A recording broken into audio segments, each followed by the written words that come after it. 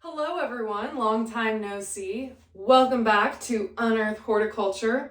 Today we are in my laundry room slash plant room slash utility room slash mud room slash everything room that we all have in our houses, or should have if you don't already. We are going to talk about succulent planters today. It is mid-February right now. It is very sunny outside and we all have gardener's itches. Thankfully, our days are getting longer now, and so it's safer to start repotting some of your plants and mixing things up, start fertilizing on a low rate, and really start to get excited for spring. We're kind of in a pre-spring phase. I heard that term earlier this week and I'm like, yeah, we're in pre-spring. That's realistic. Anyways, so I thought, why not? Let's do a planting video, because I haven't done a houseplant video in about 2 months. So I have been getting a little depressed.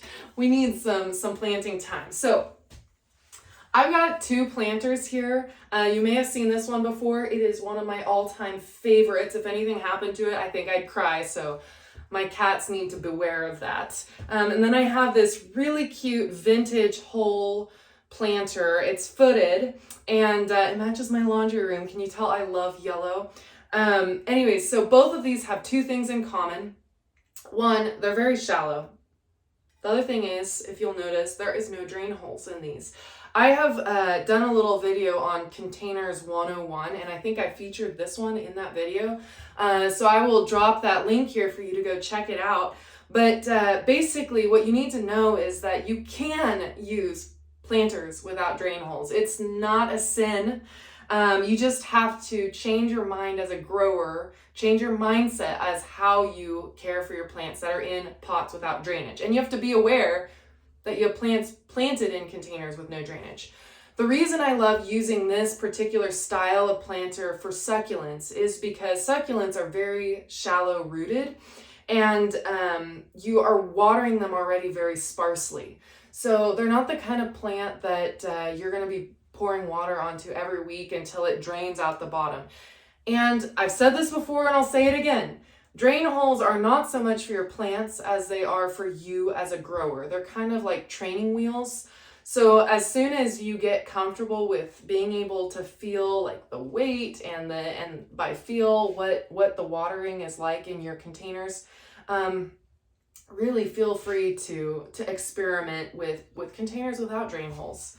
There is a myth out there: don't add a layer of gravel to the bottom of your containers, because it does not add a space for drainage. In fact, all it does is raise the water table in your planter to a much shallower state, and so actually it can cause more problems with overwatering. And there's lots of water physics science to that, but basically all you need to know is don't add gravel to the bottom of your planters. That's not a good thing. All right, so we've talked about planters and why shallow containers for shallow rooted plants and plants that need sparse watering work well for this style of container. The next thing I want to talk to you about is the plants that we're going to put in these containers. I have a little tray here, a grower's tray of plants, and I'm going to walk you through them. There's kind of two natural times to go through your plant collection. The past time is in the fall. And I put together a 2-part episode series on downsizing your houseplants in the fall. It was a huge successful video. If you didn't see it, go back and watch it. It's very helpful. But in the second part, I split apart a lot of my planters where I had mixed planting. So I had multiple succulent bowls that I had out on my deck over the summer. I split those apart into different grow pots here because it's a lot easier to save space and to overwinter succulents when they're not in big planters. They fit more efficiently under your grow lights and in your windowsills. And also it allows you to kind of take stock of, oh yeah, that succulent looks a little crusty, I might want to chuck it. So sometimes what I do, and I explained this in that video, is I take tip cuttings of the succulents that I had in those bowls and then I reroot them over the winter so that I have nice little compact, fresh new starts to put in succulent bowls for the spring. So it all makes sense now, right? So the first time to really go through your plant collection and to downsize, to declutter, to get rid of pest-ridden plants and plants that you just kind of are like, like regift that plant or chuck it, you know. It's kind of a time to really, really downsize, tighten up, you know.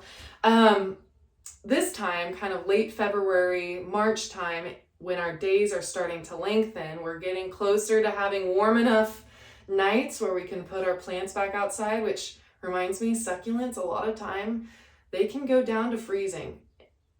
They can withstand, for sure, 40-degree temperatures. So they're probably going to be some of the first plants you're going to want to put back outside if you have a habit of moving plants in and out. But anyways, so this time when our days are lengthening is the time to go through and put your succulent bowls back together, and maybe upsize some pots. Now be careful, you don't want to go too big too fast, but you know, we're getting enough light where those plants are going to want to start filling out their roots more, getting more top growth. You might want to start fertilizing with some low rate fertilizer.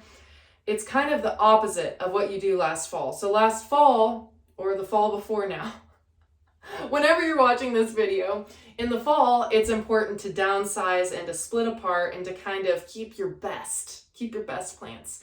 In the spring, sometimes you have plants, like in this case, I had a little succulent start. This is a kitten ears. It's a type of Tredscantia somaliensis. This did not propagate well and it did not survive the winter. So I'm definitely not going to keep that in my spring summer collection. My fall winter collection is getting revamped. So you definitely are going to get rid of some of the plants that didn't make it through a stressful winter time where we have low light, dry air. It's really hard to keep houseplants alive through winter. So good on you for giving that A+ effort. But so keeping the best plants, upsizing where you feel that it's necessary, yeah, putting your succulent bowls back together. I feel like I went on several tangents there, but regardless, I think it's time to start planting up. Let's talk about what I've got here. So this first one I've been holding for the longest time is a propeller plant. It's a type of Senecio.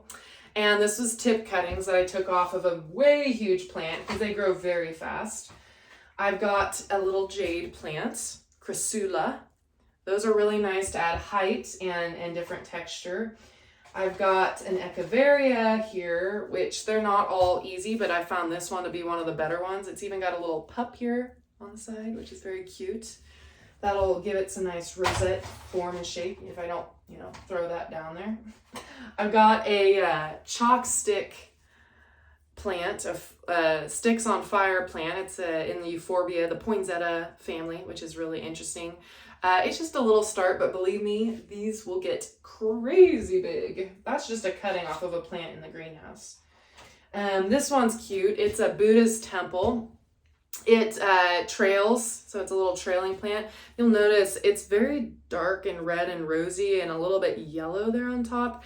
I had this in a south windowsill and I really think it was too much light for this plant, so I'm going to keep that in mind when I place my planter where I do.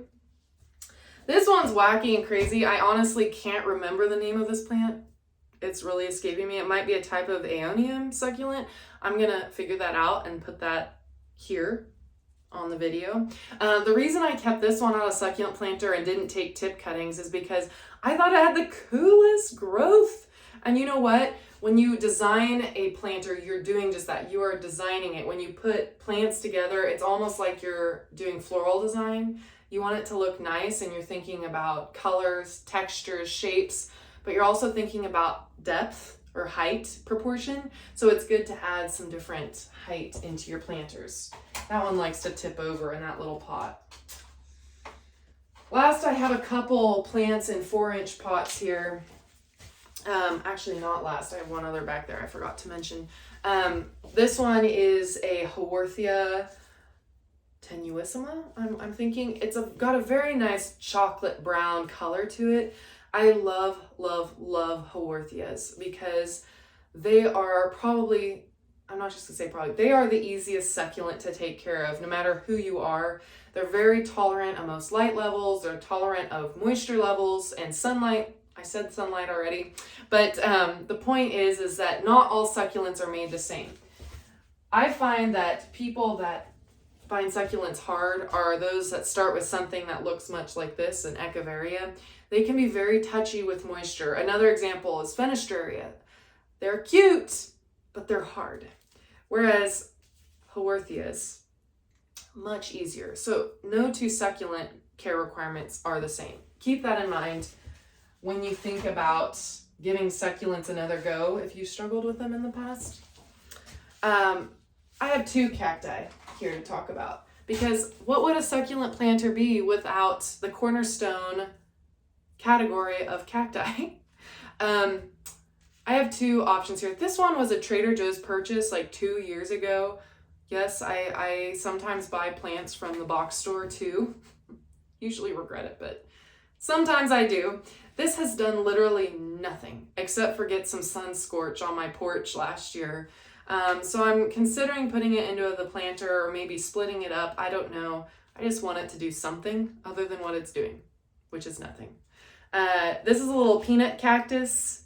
They get the name because they can kind of lignify, which means to kind of turn woody. The cells, they're really strong cells. They lignify and they turn brown and it makes them look kind of like peanut shells. It's a very cute plant. Both of these have something in common, which is their spines are not terribly pokey. Because whenever you're mixing cacti in with other more traditional, what you would think of as succulents, like the propeller plant or the Echeveria, these have very tender skinned leaves. And so if you put something like a Ferocactus in with your succulent bowl, as it grows bigger, those cat claw cacti have spines that are so aggressive that they can definitely poke into your succulent's leaves and cause physical damage. So I always like to find cacti that are a little bit softer spined that aren't going to cause issues if they're interplanted. The other thing is, like I mentioned, I take apart my succulent bowls each fall for winter. And so I really don't care to pull apart cacti that are very aggressively pokey every year. So cacti that I can handle with my bare hands, they're a pro. Now, everybody has different pain tolerance, so you do you. All right, so I think I've gone through all the succulents that I'm gonna put in these planters. So now let's get planting.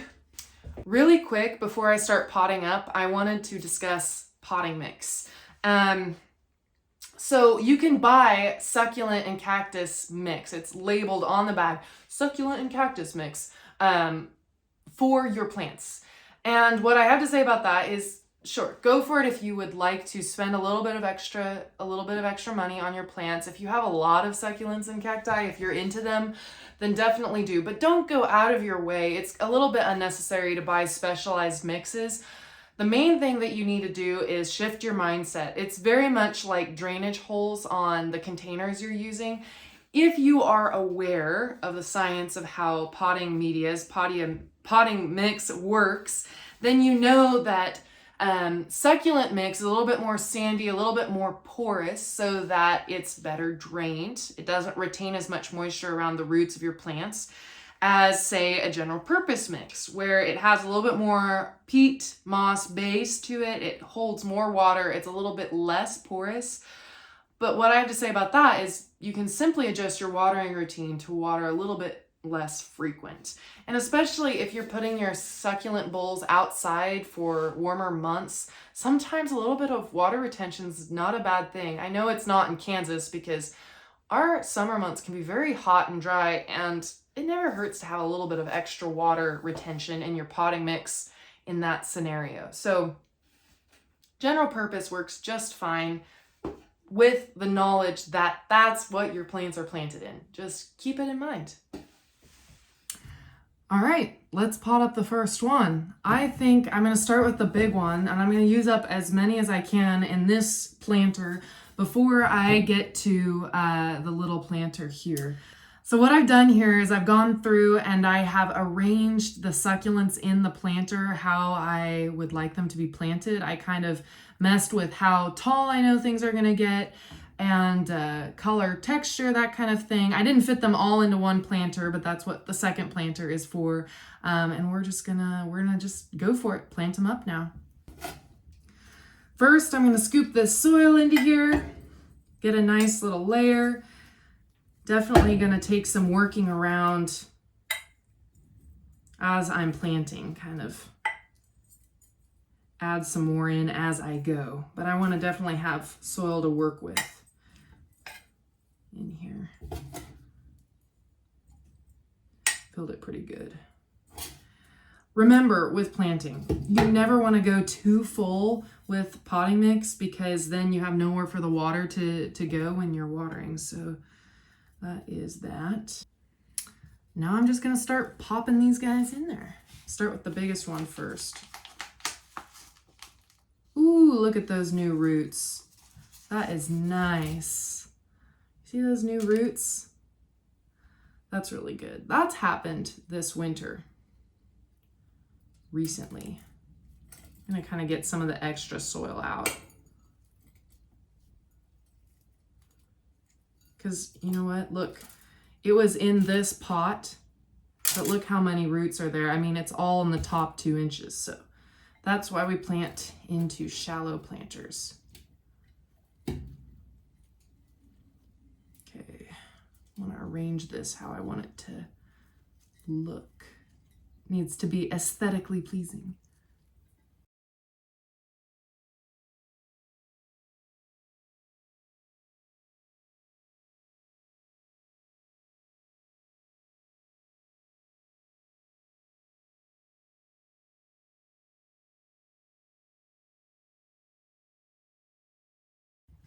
I ended up fitting in more than I thought I was going to fit into this one. I really love all the textures going on. I wanted to pack it pretty full so that it looks nice and overflowing like an oasis when it's kind of filled in. But also I want it to be able to fill in. I wanted it to get some spilling size on it. So I left some space between plants. So I feel like there's just the right amount in here. And I'm really digging it. I'm going to show you some up close pans of it so that you can see a little bit closer what I did. But I need to go get a stake for this succulent first before he tips over. But it's too cool not to use. I love some tall, unwieldy plants. Succulent bowls, succulent planters are very subjective. It's a kind of a way for you to get horticulturally creative in a very small way. I actually have a little planting station on the plant bus for people to pot up their plants, and succulent bowls are very popular because I sell a lot of these little 2-inch succulents and lots of vintage containers. So definitely the spring coming up here pretty soon, stop in at the bus and make yourself a succulent bowl. They're a lot of fun to have on the windowsill. So yeah, I'm gonna go find a place for this, and then we're gonna talk about what we're gonna do with this leftover Trader Joe's cactus that is mummified. Let's talk about this Trader Joe's cactus. Now, I know that I've had it for a while, and I'm talking like 2 to 3 years, and it hasn't seemed to do much growing. I tried more sunlight, ended up scorching it. That's what these little black tips are on this cactus. It's got a little necrosis, cell death, because they got overheated, overworked by the sun. But, and I fertilized it, I've kept it pretty moist so that it's got good root growth. You can see it's got healthy roots. It just seems a little anemic. So I am going to just give it a little bit more space to grow. I'm going to put it in its own container here. And we're going to see if I can get some more growth on it. I think it might have to do a little bit with the soil being pretty compact. You know, potting mix getting compact can keep roots from growing, and if roots can't grow, then the upper part of the plant can't grow. So we're gonna just give it a repot and see what happens. I'll keep you posted.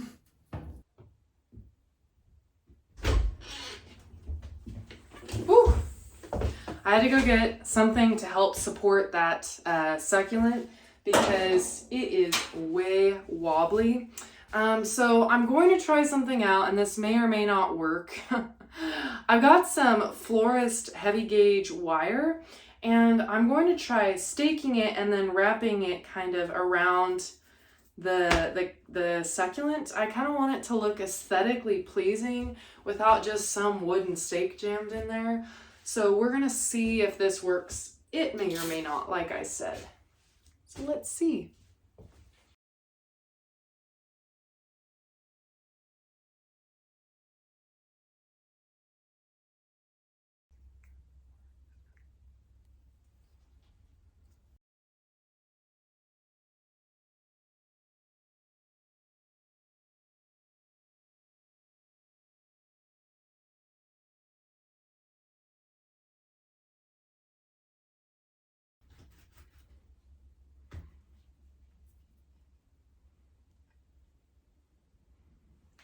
Okay, it's time to look at results.